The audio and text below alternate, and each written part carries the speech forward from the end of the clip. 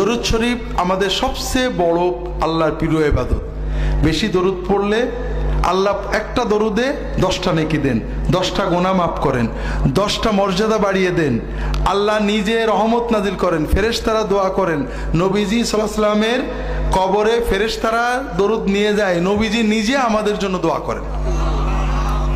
কাজেই আপনারা দরুদ শরীফ সবসময়, আমাদের সমাজে একটা মিথ্যা কথা আছে, বিনা অজুতে দরুদ পড়া যায় না। না, অজু সহ অজু ছাড়া সকল অবস্থায় দরুদ পড়া যায়। কাজের সময়ে, ব্যস্ততার সময়ে, সব সময় দরুদ এবং আল্লাহর জিকির করা যায়।